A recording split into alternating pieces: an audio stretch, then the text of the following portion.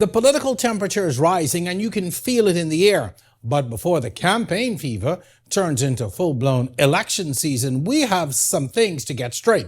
Voting is a process, a system, a set of rules that only works when the public understands it. And tonight, we'd like to help the public be prepared before the bell rings.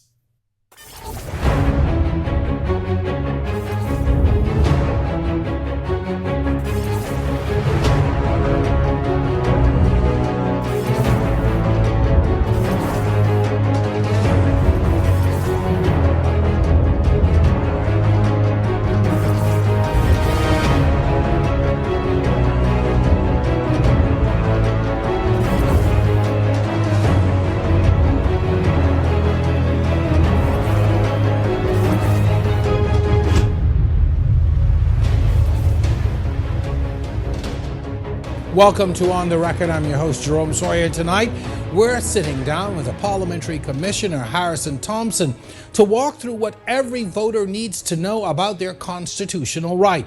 So stay tuned as we get started on the other side of this break.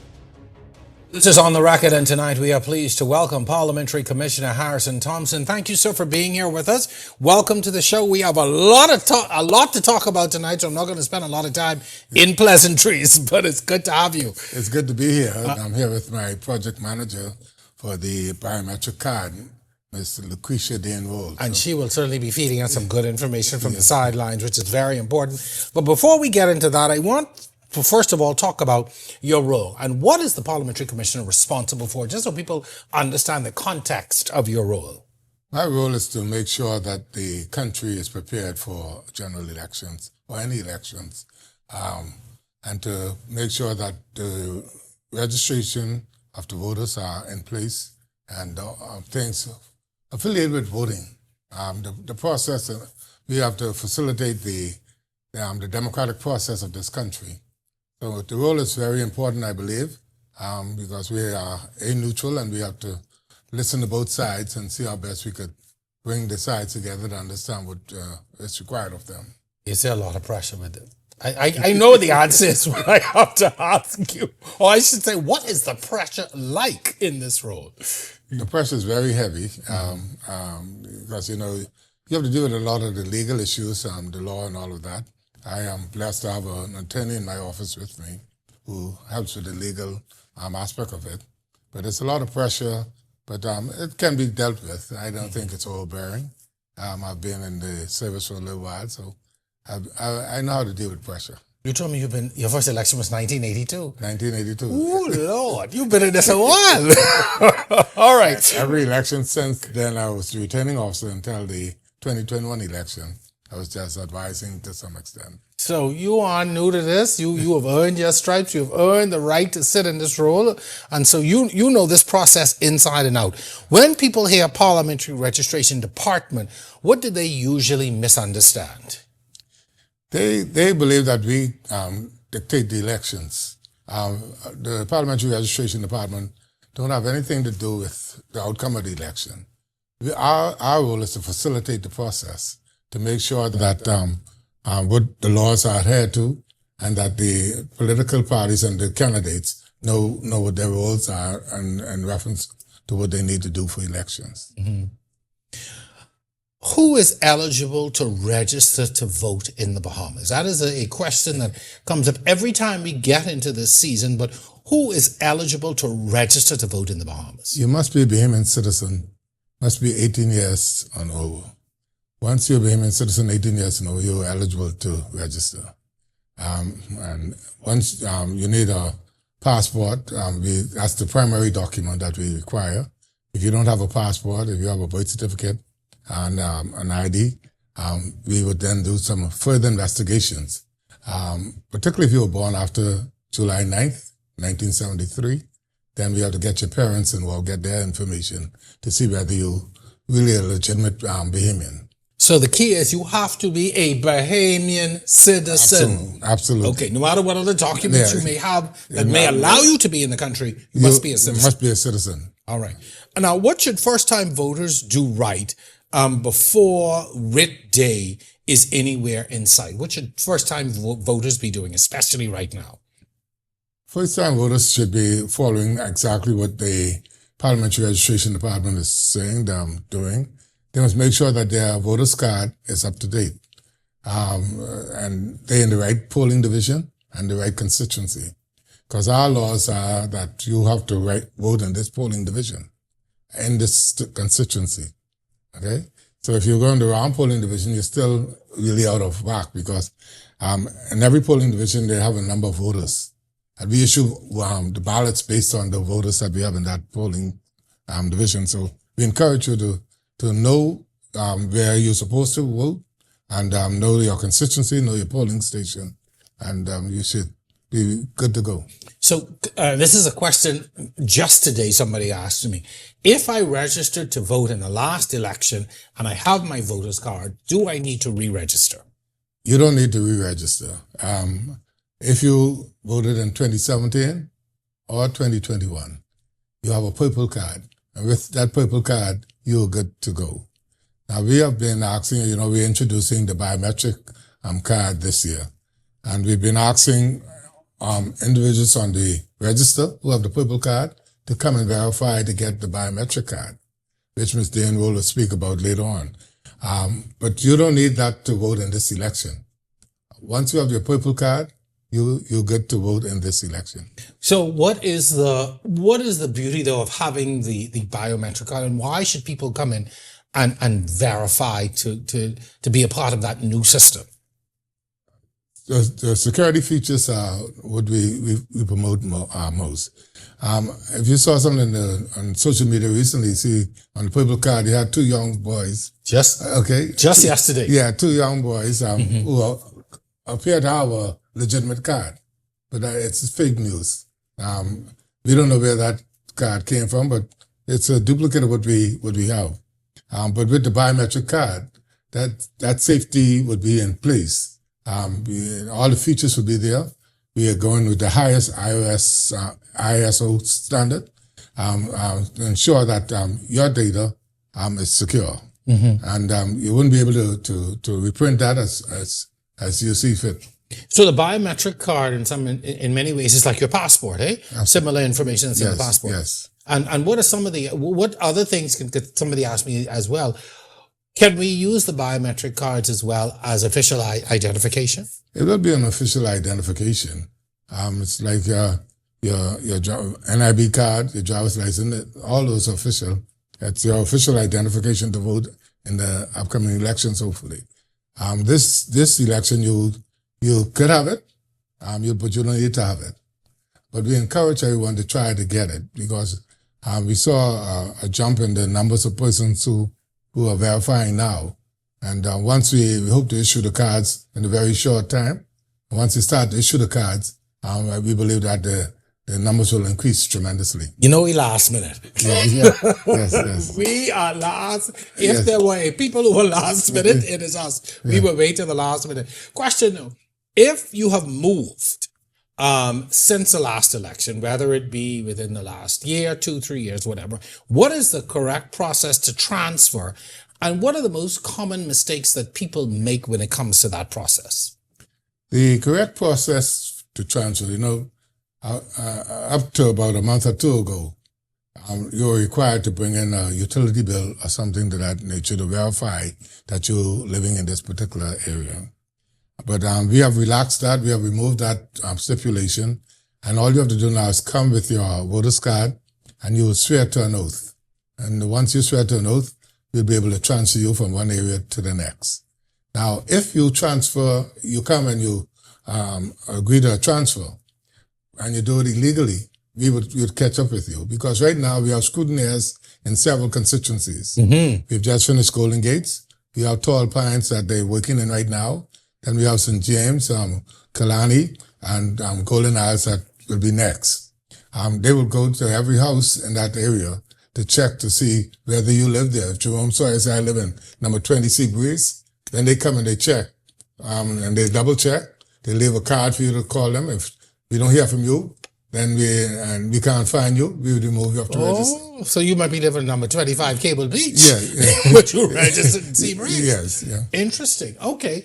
All right. So, but that is important because a lot of people I know in the past complained about the difficulties in having to find actual documentation that you moved. Now, what is the time frame for moving? Let's say I moved a month ago versus 6, 7, 12 months, 3 years ago. You need at least to be in the new constituency or new polling area at least 3 months before you transfer. And you have to be there at least 3 months before you register. So if you register for the first time, you have to be in that area for at least 3 months before you could register. The same thing for transfer. You'll have to be there at least 3 months. Okay, so 3 months is the magic number there. Yes. I want to go back a little bit to talk about the biometrics. One of the things I know people were concerned about in the beginning, when these cards were first introduced, or when the concept of the cards were first introduced, people were concerned about privacy and data protection. And in these times when people are stealing so much information and there are so many risks associated with these platforms, how do you ensure privacy and protection, or how do you give the assurance that people's information will not be compromised? We could assure the public. We had several town meetings here and in Grand Bahama. We haven't reached the family islands as we had planned to as yet. But in those meetings, we also had the Data Protection Commissioner with us, who gave the assurance that the data that will be collected for Parliamentary Registration Department will be secured. And like I said earlier, we go with the highest ISO standard to make sure that whatever data we have, very few persons will have access to that. Okay. So the public could rest assured that the data will be protected, and they shouldn't have to worry about that. Now, without putting anybody at risk, because I know people at home are asking, well, who are these individuals who will have access to the data, and what are the limits on that use, or on the use of the data? Well, I know the Parliamentary Commissioner and maybe one or two other persons, but it wouldn't be that many persons with that information. And that information will be used primarily for what? Just for voting? Just for voting purposes. Yeah. Okay. All right. Now, back a bit about confirming this process, because a lot of people keep out. Just today, so 2 people stopped me in the parking lot. I was on my way doing some private business and I got stopped to ask questions. So I know folks have a lot of questions. What should a voter do to confirm that they are registered or assigned to the correct polling division? You mentioned you can go and vote. You could be in the right constituency, but you could be in the wrong polling division. Right. What can I do as a voter to ensure that I am in the correct polling division? If you have any concern, we invite you to come into or any of our satellite stations or the headquarters. And we have about 20 satellite stations around New Providence that you can go to between the post offices like Carmichael, South Beach, the Elizabeth Estate, Cable Beach. We have the 2 malls and the Fox Hill Community Center. You could go to from 10 in the morning till about 4. Okay. At 4, they take a break until 5. Then they go from 5 to 8. And then we have several schools and other places that they could go in the evenings from 5:30 to 8:30. I have the list. If you want me, I could go to that list. Sure. What we'll do is we'll take the list and we'll post it on on the record site. That's right. So people can go and look at it. So we'll definitely do that. Everyone have the opportunity to go, either register, verify, or transfer. So there shouldn't be no. And even on Saturdays, we have all these stations to be open from 10 to 3. Okay. So you really don't have no excuse as to why you cannot get on the register. You can't be that busy. Okay. In addition to that, Jerome, we have also our mobiles units that we send out to corporate companies, etc. So we have several requests that we're dealing with now. We have already visited some corporate companies, and we have more that we have to go to. If you get a request from the Cable Bahamas group, that's us, eh? Yes. I think we have one from yours. Oh, wonderful, wonderful. Yes. So let me ask you though, and I'm happy you said that because people want to do it, they don't know where to go. So definitely, if you're listening, definitely the malls, like I told the gentleman in the parking lot today, and the post offices, you can start from there, and then of course we'll publish the list later on. But what about the family islands? Because family island communities in your family island, man, you know that, absolutely. are very unique. Yeah. They are spread out. People are in the different settlements. It's not like Nassau where you can jump in your car and go down the road and find one. But how are you handling the family islands? Good question, Jerome. I have given instructions for family island administrators to start evening registration in the family islands also. They do it during the course of the day at their office, but they go into various settlements in the evening. Like you said, the family islands are unique, and it's not, they go into the various settlements. Because mom and them have to work during the day.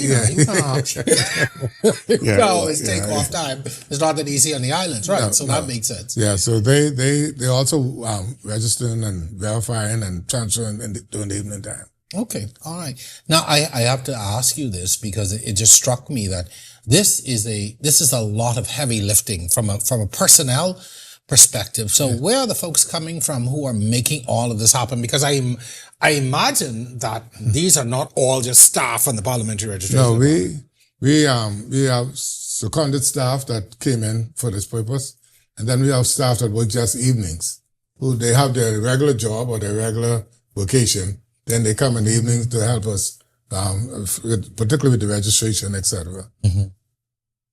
What are some of the challenges with just trying to get all of this information? Because you mentioned New Providence alone, there are about 20 different stations. How are you managing it? That's a lot of data. That's a lot of information. That's a lot of stuff to tabulate and to keep track of. Absolutely. And with that, I would like to thank my staff who's been doing an awesome job and keeping things going.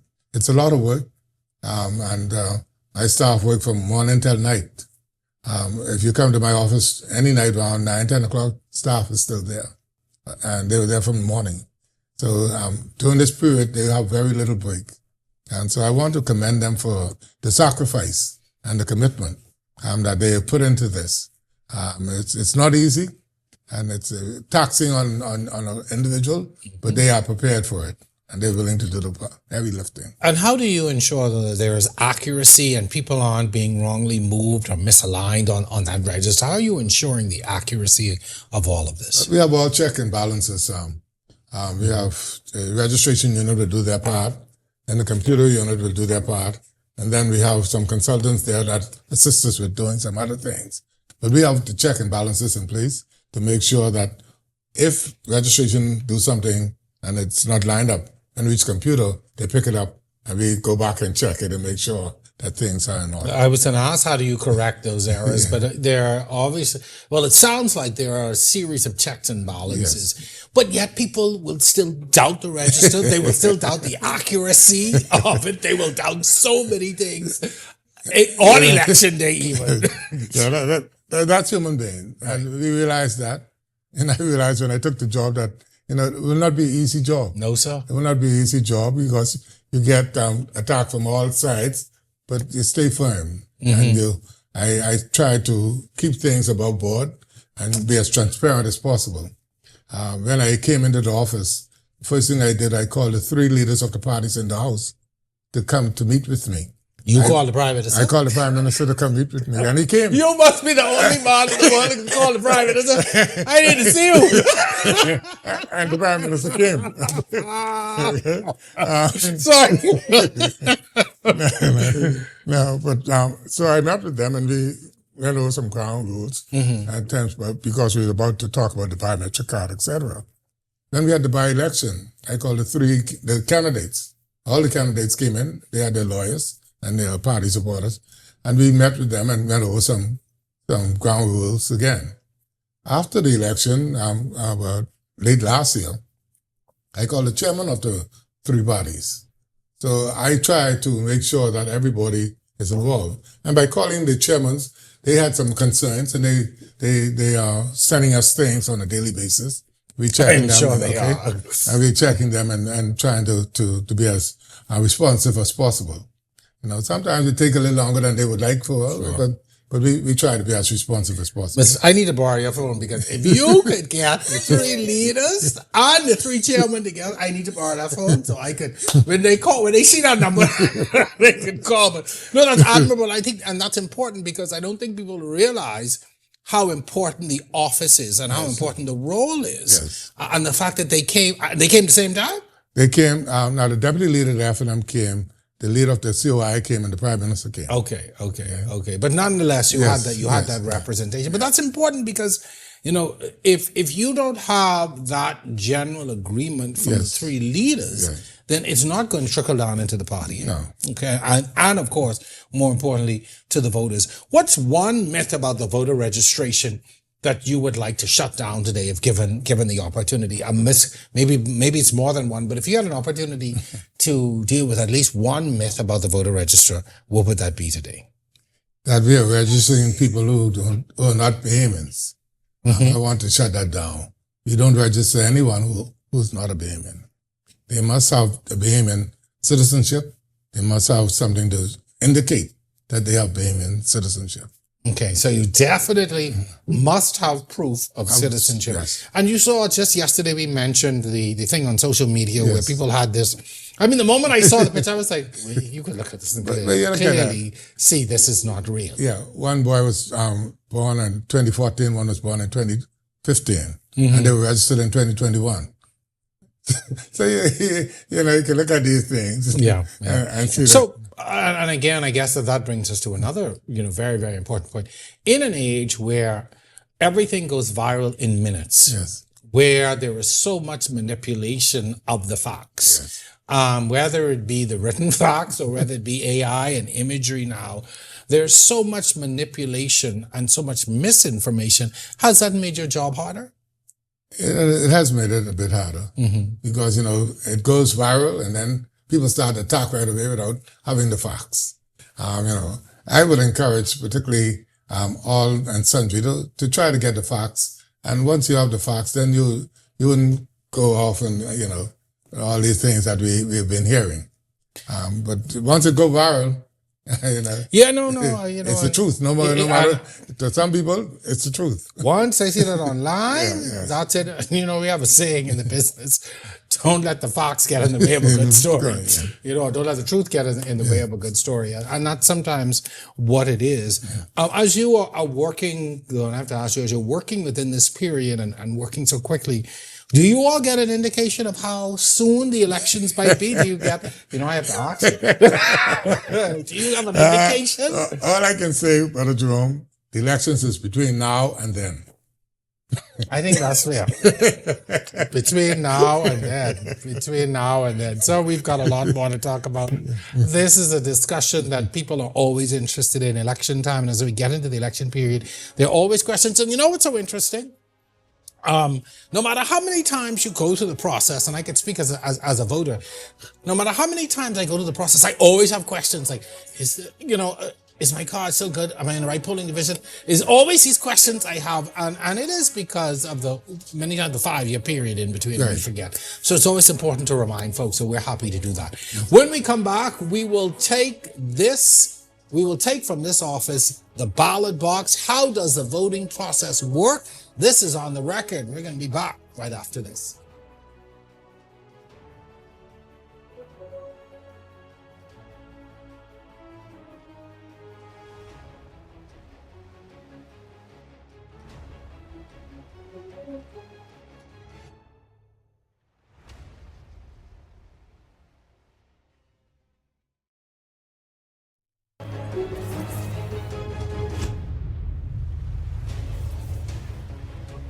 Welcome back to On the Record. We are still here with Parliamentary Commissioner Harrison Thompson. Also joining me on the desk is Project Manager Lucretia Dean-Rolle. Thank you so much for joining us. Now, let's get into a little bit more about the biometrics. And I understand that is your expertise. And as Mr. Thompson, Commissioner Thompson said to me, he can't go back to the office unless you say something about these cards. But again, people are very nervous about moving And again, for me, who's a technology guy, I love the idea, and I think it's an important step, but people are nervous about it because of what all it involves. So I'm sure you get this question a lot, like, how are you ensuring the safety of people's information?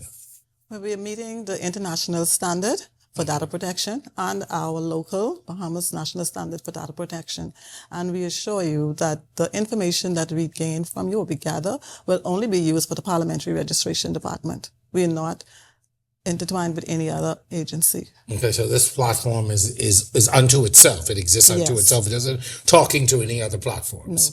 No. Okay, and why is this information so important in the voting process? And what is the ultimate gain, I guess, for the next election? Because I think this one, it's optional. But for the next election, I presume they will be mandatory at that point, or? I believe we're headed that way, Okay. but for this time, be optional. But Jerome, we have had international recommendations that we must move away from the paper card. We have had the framework laid previously, I think 2020, 2021, and now we are executing the functionality of that process. So we are in alignment with international standards and what we should be doing. We also hear a lot of stuff in media, international media that is going on, things affecting the Bahamas and other countries, and moving with technology, moving to modernize the registration electoral process, I believe is the way to go, and we are making that step. Listen, you're preaching to the choir right now. I think we late. I think we should have been done this a long time ago. I've never been comfortable with the cards because I always think that, there's always room for some level of fraud or something. Yes. And with technology being what it is now, people can duplicate things so easily. Since the incident with the thing on social media. Just yesterday, yeah. It's an indication that things could be done with the paper card. All right. And our new card will be simulation. You cannot simulate it and cannot tamper with it. It's a polycarbonate card. It meets the highest level of international standard. We are international standard organization certified. The information will be engraved onto the card, so there will not be an easy way to counterfeit that, and without that being known.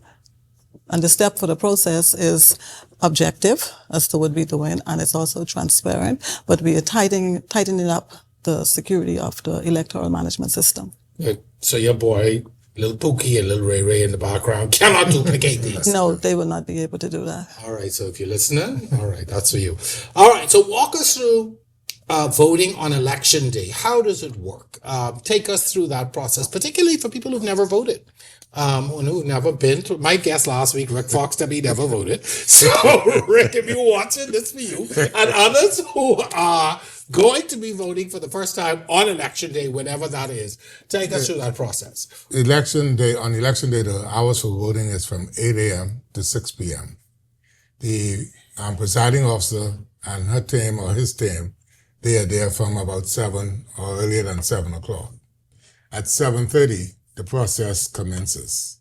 Whether the agents are in the room or not, at 7:30, the presiding officer will open the box that is given to them on that morning.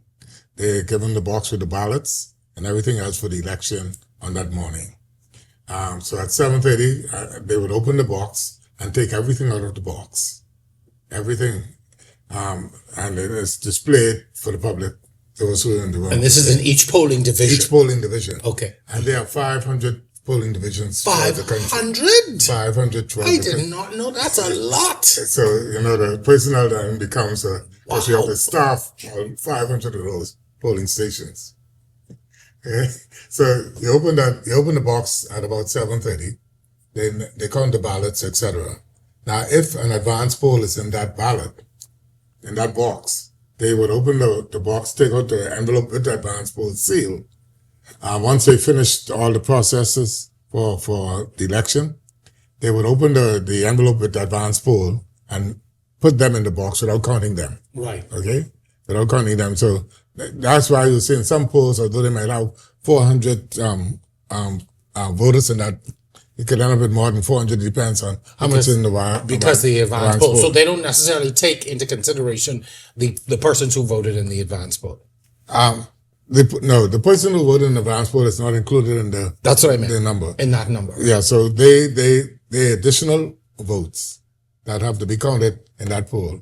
Right. But no skullduggery. No skullduggery. All right. Because the envelope with the advance poll is signed by the returning officer, the presiding officer, and the agents who are present for that advance poll. Right, and that could happen, and that's even in the advance polls abroad. Eh? Abroad, yes. Right. Everything is signed off and sealed. Okay. So that envelope is sealed until election day. Signed, sealed, and delivered. Yes. All right.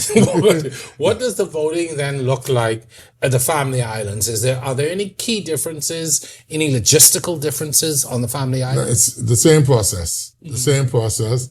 Like some islands in 2012, I was in charge of Grand Bahama and East Grand Bahama.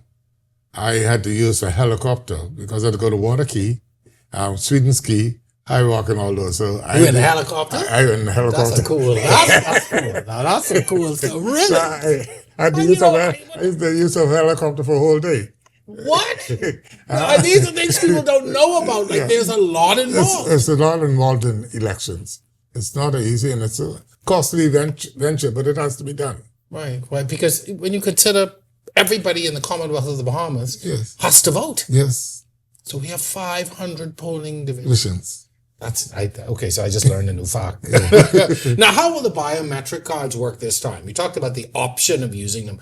How will they differ, or will there be any difference if you have a biometric card this time around versus your purple voting, your purple voter's card? Will there be any difference when you get into the polling division? Well, the difference is you have a card with, should I say, it's a more durable card. It has your unique biometrics on it. So for us who know what biometrics is, what are biometrics, just so people understand? The biometrics is your fingerprint and facial image. To get a biometric card, we have to get facial image and the fingerprint. And the high resolution photographs that we would have on the biometric card is similar to the passport. Okay. The material for the biometric card is what countries internationally use for passport, driver's license, voter's card, so it's in alignment. And as we transition out, at some point, we have a QR code on the biometric card. And as the Parliamentary Registration Department transition, I don't know if it'll be for this election or the next one, but the QR code will give you access to the polling division. Because when you show up with your biometric card, it will be able to tell you that the agent at the desk, at the gate, will be able to tell you, yes, you're at the right place, or no, you need to go somewhere else. So no reading off the card, and you had to change your polling division, which they will write it. So when you come now with your QR code and it's scanned, everything pops up. Yes, when we reach that point. And this will tell you if you're in the correct polling division. Yeah, it's a major difference with the card that we use today. So what is happening with verification or confirming your locations and stuff, we have integrated into a new system. It will be, and it's now on the verification platform already. If you verified, you will see that you would have had that experience if you gave consent for a biometric card and you had your address pinned. When your address pinned, we're using the Bahamas National Geographic Information System, the location platform that's integrated in the Parliamentary registration system, so that we will pin your house. So we know exactly where you live, and we get your longitude and latitude coordinates, and then we're able to put you, our system will be able to put you in the right polling division and constituency. So in the future, as we transition, they wouldn't have to do that manually. So I was about to say, because having to register and say, no, I live on this street. Do you live on the north side, the southern side, the eastern side, the western? And you have to go to the map and pinpoint. You know, it's old school. I know. And you had to point that out. Yeah. But now the technology. Geospatial. We're using the geospatial system now. Okay. So you would pin your residence, and they'll see where your rooftop, you see your dog in the yard, the car that you're driving. You see all of that, so you identify your location. Wow. So you shouldn't make no mistake. Now, that's where you live. Some of us who might not know where we live, pin somebody else's house. What I am doing now is having a scrutineer team go out and do a check to see whether you live where you say you live. Right. And if after all of our checks and balances, we find that you don't live there, you'll be removed off that register. So it's important for you to make sure. Know where you live. You know where you live and register in the right Because constituency. I remember them asking me one time, do you live on the eastern side or the Yes, western yes, side? yes. And I literally sat there and I said, well, if that's north and this, and it took me a moment to try And that to has been a determine. challenge. And Yes, that's why we had because in the you past, we had a husband and wife in the same house in different constituencies. What? But now, with the new system, that shouldn't happen. Unless you really don't know where you live. It's not that we go down a whole other rabbit hole. No, but honestly, and these things are important because I think people don't always realize the intricacies of voting, Yes. which causes issues now when you Absolutely. get to the polling station on election day and you are not where you should be or not where you said you were, or there's an issue. Then you argue with my staff. Yeah. It becomes an issue. Then you're all cheating. You're Yeah, trying to cheat yeah. the election. All right. So I want to talk a little bit about advanced polling. We talked about in the beginning and what happens. So let's define the advanced polling, what it is and who qualifies. The advanced poll it was really originally for armed forces. Yes, I remember for Okay, many years. yeah. Only the police and Only the defense police and force and the defense people who force. worked, I think, worked the People polls. who work in. Yeah, Even I- the staff were not included. I all enough to remember when it was only the police. But now and defense it force. has been expanded to include the police, the defense force, the staff, even the political parties or the candidates. Right. They're agents. And then there are others, I think, We have senior citizens. senior citizens. Yes, now. Yeah. allowed to also apply, but you have to apply. Right. It's not an automatic thing. Now, what if you are, because I think there are instances where if you are going to undergo some kind of medical, Yes, you medical can apply, event. Yes. Persons like that, if you have medical issues, or if you're traveling during that time. I was going to ask as well if you have to produce proof of travel. Proof of travel. I can't just say I could be in Miami. No, you have to have proof of travel. And you could, as a special voter, Right. You could vote in this, overseas. Right. And then I want to talk about the overseas voters as well, because you have the advanced poll and the overseas offices. Overseas How voters does that work? are basically for students and persons who work for the government of the Bahamas, rather than Ministry of Tourism, Foreign Affairs, or Bahamas Maritime Department. In addition to that, now we have expanded it to include if you're traveling for any particular reason and you will not be here on election day, or if you have a medical issue and you have to go to the States or whatever the case might be, then you could apply to vote in the advance poll. Okay. But it's not for residents who have moved from the Bahamas working over there and living there. Okay. So if I work at a Over a year- Walmart, over I a year. can. And you've been out of the jurisdiction for over a year. Okay. You lose your right to vote. Well, that's interesting because I think a lot of people think, well, maybe if I am living and working over there, I can still vote. No. You have to be resident. That's why I said you have to be in your constituency for at least 3 months. Resident in your constituency. Yeah. Okay. All right. Well, that makes a lot of sense. Now, are there any plans, and this is a very selfish question, let me just start with that. Are there any plans to expand that advance poll to include others? And I'm going to ask specifically for those of us who also work very hard and long on election day in the media, because my staff in the back, ask him if we can be able to do the advance poll, because that is a concern, because in addition to those who work at the polling divisions, and you perform a very important role, and you talked about the fact that you have to be there from 7 or before in the morning straight through, so there's no time.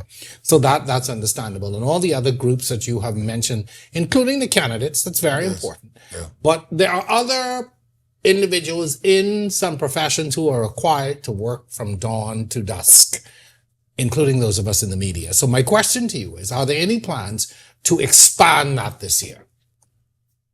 Not at this time, but I guess you need to make a request. To whom? You make the request to the Parliamentary Registration Department. We'll forward it up to and see whether. So we make a formal request to your department. Yes. Okay, so I'm making an informal request now, but we will make a formal request. And again, I think that is to facilitate. Well, I guess what I ask is, if there's a particular group that says, you know what, we are the ones who have to be on the ground working, they can submit a request. Yes. Okay. And we'll be able to forward it to where it need to go. Okay, so to whoever else have to sign off on it, to the big boss. Understood. All right. Because you've already answered some of my questions about being overseas. So on election day, what should a voter bring? And what will officials be checking at those 500 polling divisions on election day? As a voter, what do I need to bring? You need to bring your voter's card if you have it. Okay. If you don't have your voter's card, bring an ID. Okay. That's basically government issued ID. A government issued ID. So you must have your voter's card, which can be the purple card or the biometric card. The biometric card. Okay, so either of those, or if the dog ate your voter's card, or you can't find it, you know we lose things. You are to bring a government issued ID, Yes. and so we are clear what constitutes a government issued ID. You have the passport, you have your NIB, you have your driver's license, basically. Okay, so any of those three: your passport, NIB. Or some government agencies have their IDs. If you official IDs, If it is a government issued by the government of the Bahamas, no other government. The government of the Bahamas. Yeah, sometimes we get confused. No, you have to say things. All right. Government. Now, let me ask you this. If your name isn't on the list at your polling station, what happens next? If I arrive to polling division number 11 in Kalani and I am not there, what happens? My name is not on that list. Your name on another list? It depends on what time you arrive. You might have time to go to your poll. They could probably assist you because we will have information clerks at all of the polling stations. So they should be able, or they may be able to tell. They would have an alpha register and they'd be able to tell you where, They will where be you able should to go. tell you where to go. So there is a master list. There's so a we call it master alpha register, a master list yes. of all registered voters. But if you insist, you have a card and you say, I'm in polling division 5 in Kalani, I want to vote in this area. This is my card. Yeah, this would my card say, but I'm not on the register. They would allow you to vote, but you vote on the colored ballot. And the colored ballot is only counted if the election court rules that is a good ballot. Okay. Now this is where it gets interesting. So if I vote, let's do some hypotheticals now. If I vote on the colored ballot, is that counted with the rest of the ballots? No. It is not. It's not counted on election night. It's not counted on the recount. It's only counted if an election court is called. So those votes then will only decide the outcome if it goes to, or will only be counted if it goes to an election court. Right. And an election court only happens if there is a challenge to the result.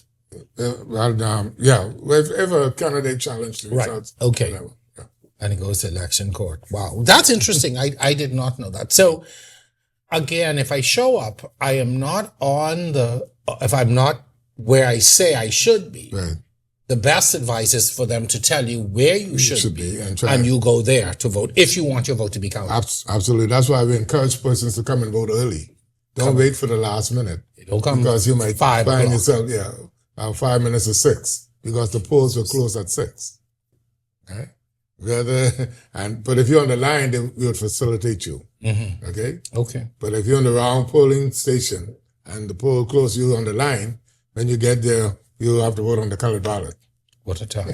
All right. Just speaking of lines, that must be a harrowing experience. Speaking of lines, how do you manage the long lines and ensure the process stays orderly? Or how do you try? We try. Well, we have the Royal Bahamas Police Force who assist us with that part of it. We try to have runners up and down the place to ensure that the line moves as smoothly as possible. Mm-hmm. We try to mitigate it. Sometimes early in the morning, we'll have a long line. Then at a certain period of the day, we know that lines pick up. We see it all the time. Yeah, so we try to prepare for that as best as we can. But the Royal Bahamas Police Force has been very helpful to us. But they don't play. Yeah. I can tell you election day, some people have challenges with they that. Don't. But we really appreciate their support. No, they really enforce the rules, which brings me to my next question. What protections exist to ensure that the process is fair against impersonation, double voting, or even intimidation? Sorry. Well, the laws say that within 100 yards of the polling place, station, mm-hmm. that's a sterile area. Sterile meaning you cannot be congregating and all of that. And no campaigning. No campaigning and all of that in that area. Okay, all right. You're allowed, each candidate according to the law, is allowed 6 agents, 3 inside the polling place and 3 outside in that 100 yards perimeter. We're trying to monitor that and make sure that we adhere to that as much as possible. I know people try all kinds of things. Plenty of shenanigans. Yeah, Lots of shenanigans. They try all kinds of things. Yeah. But we try to monitor it from that standpoint.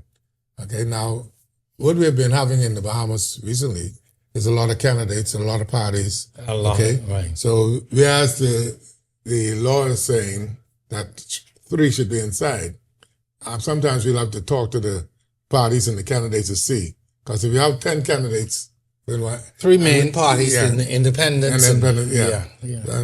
And some other parties will be online because I understand there being a bunch of new parties. Yeah. So all of that we have to factor in.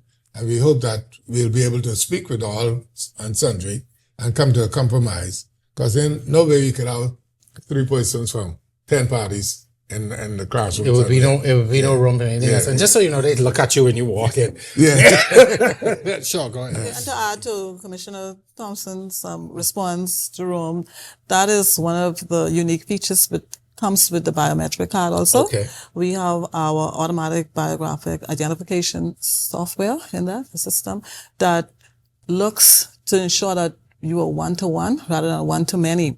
So if you one-to-many, then you hit, but that card will eliminate the double voting. You would have 1 vote. You wouldn't be able to go from island to island and vote. And then come into Nassau to vote, and then, No. Okay, very good feature. So as I learn more about these biometric cards, it really does take a lot of the potential for skullduggery and foolishness, I call it, out of election day. Sir, I'm going to give you the last question because we're just out of time. If you could give every voter one instruction to follow between now and election day, what would it be? Just one instruction to every voter between now and election day, whenever that is. I would invite and instruct each voter to check their voter's card to make sure that they're in the right polling division, the right constituency. We don't want you to be disenfranchised on election day. Or we don't want you to vote and your vote don't count. So please check and make sure that you are in the right polling division, in the right constituency. And if you have any challenges, you can always come check with my office. Sure. Facilitate it. And go get the biometric cards. That sounds like listen, cable beach, I can be there in the morning. See me at that It's coming soon. It's coming very soon. What coming soon? Biometric Oh, I cards. don't think that's something. Probably that too. All right, listen. Thank you so very much, Commissioner Thompson. This is Dean-Rolle. Thank you for the clarity and what you have brought here to us tonight. I appreciate it. I'm sure that the folks out there appreciate it as well. We appreciate the work that you and your team put in and wish you much luck in the upcoming election season. And you go with my prayers. I know it is not an easy job. I wish you all the best, all right? Thank you. Godspeed. You solicit the prayers of the Bahamas. Oh, very much so. You need triple up on those prayers. And to everyone watching, verify your information, know your polling division, and when the time comes, show up prepared. That's it for us tonight for On the Record. Thank you so much for watching. I'm your host, Jerome Sawyer. We'll see you next week.